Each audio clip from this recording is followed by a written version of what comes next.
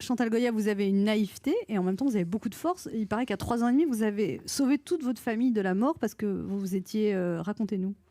Ah, mais quand j'étais petite, je vivais au Vietnam. Je suis née à Saigon.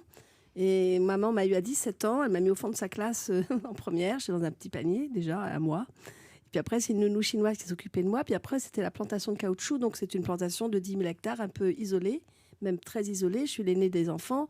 En tout cas, il y avait moi et mon petit frère.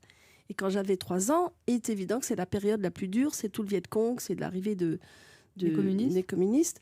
Et il fallait pas que les Français pointent leur nez parce qu'ils étaient pris, assassinés, tués. Bon. Et moi, on m'avait bien demandé de bien me cacher parce que moi, j'étais une petite fille assez dégourdie, j'avais peur de rien. Et maman m'avait bien expliqué, tu bouges pas parce qu'il faut faire semblant qu'il n'y a plus personne dans la maison. Tu parles comme j'ai pas bougé, j'ai ouvert la porte et devant toute l'armée, j'ai demandé qu'ils attachent mon lacet de chaussures. Ils m'ont tous regardé, ils sont baissés, ils ont attaché le lacet de chaussures et ils sont partis. Et puis, dans la nuit le lendemain, mon père n'étant pas là, moi, je savais que papa, c'était bizarre qu'il soit pas là. Je me demandais, mais pourquoi il n'est pas là? Il dit non, on t'expliquera plus tard. Puis papa est arrivé attaché sur un genre de chariot.